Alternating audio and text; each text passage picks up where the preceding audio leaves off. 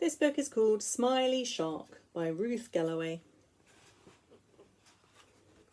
Far away in a deep rolling ocean lives Smiley Shark, the smiliest and sunniest, the friendliest and funniest, the biggest and toothiest of all the fish. Every day, Smiley Shark watched the beautiful fish that dipped and dived and juggled and jived and darted and dashed with a splosh and a splash. Smiley Shark longed to dip and dive with them, but whenever he smiled at the other fish, they swam away. "Will you play with me?" he asked Angelfish. Angelfish shivered and shook, then raced away as fast as she could swim. Swoosh!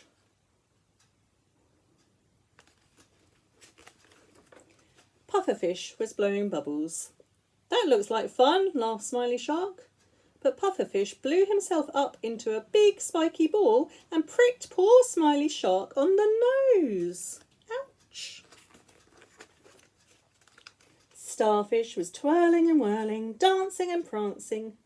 "What fun!" giggled Smiley Shark. But Starfish cartwheeled off across the ocean floor as far away as she could go. Swirl!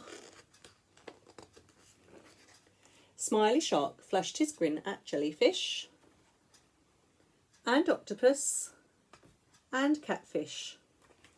Off they swam as far away from Smiley Shark as they could get. "Everyone is scared of my big white teeth," wailed Smiley Shark. He didn't feel much like smiling anymore. Splish splash, twisting and turning, splashing and churning, the fish danced faster than ever. Smiley Shark watched from a distance, but something was wrong. The fish were swimming towards a trap. "Help!" cried the fish. "Please help us, Smiley Shark." Smiley Shark swam round and round the fisherman's net. What could he do? How could he help? The only thing Smiley Shark could do was smile! "Ah!" screamed the fisherman, dropping his heavy net into the waves. "I'm off!" he cried. "Hurrah!" cheered the fish. "We're safe! Thank you, Smiley Shark!"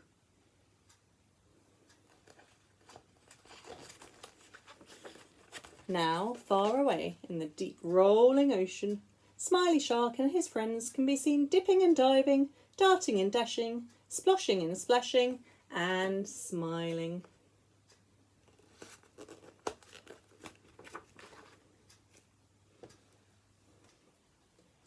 I'm going to read you a story called The Bears in the Bed and the Great Big Storm.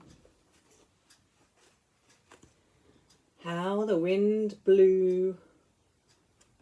It howled in the treetops so that the branches bent and creaked and the leaves shivered and shook. It blew over the hills and the high places, howling and wailing through the rocky passes. Bear and Mrs. Bear slept warm and snug and untroubled in their bed.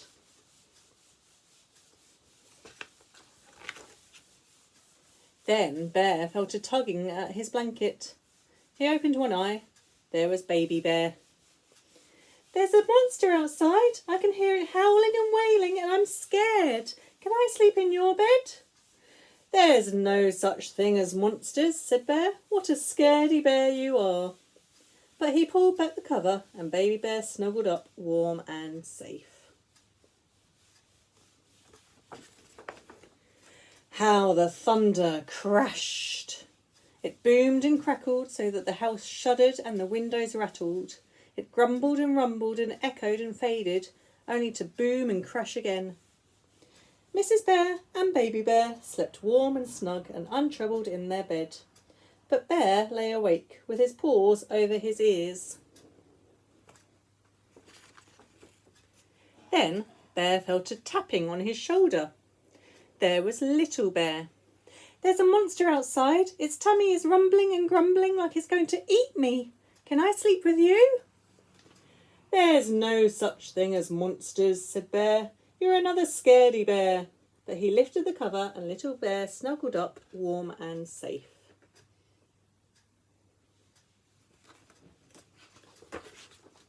How the lightning flashed! It forked and flickered, lighting the scurrying clouds and splashing quick black shadows on the windows and the walls. Mrs. Bear and Baby Bear and Little Bear slept warm and snug and untroubled in their bed. But Bear lay awake with his pillow wrapped round his head.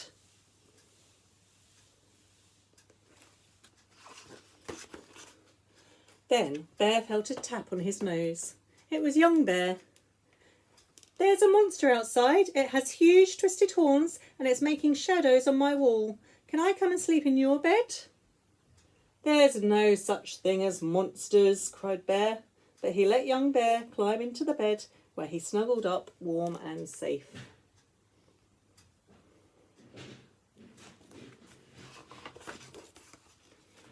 Now Bear was wide awake. He listened to the wind howling and the thunder crashing. He watched the lightning fork and flash. "Young Bear's right," he thought. "The shadows on the wall do look like monster horns."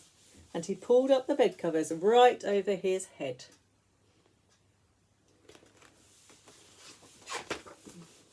Suddenly there was a rat-a-tat-tat at the door. Everybody woke up at once. "Who can that be?" said Bear. "It's probably nothing at all," said Mrs. Bear. "Go and see." And she gave Bear a little push.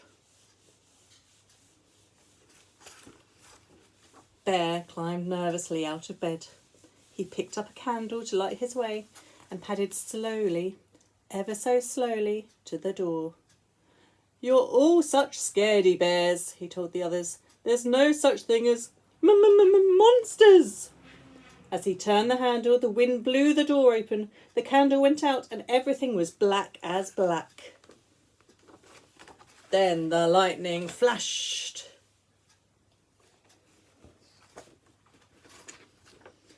"A monster!" shouted Bear. He jumped back in fright and dived straight under the bed. "It's not a monster, it's a moose," said Moose, stepping through the doorway. "The storm has blown my house away. Can I sleep in yours?"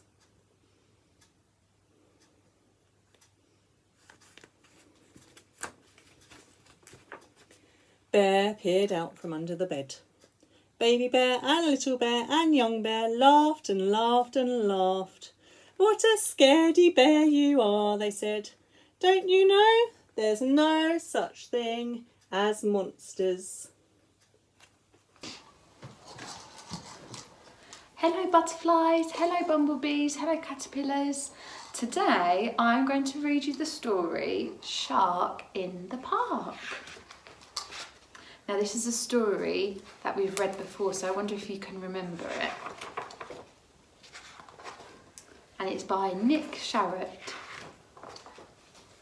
Down at the park, a little boy is testing out his brand new toy.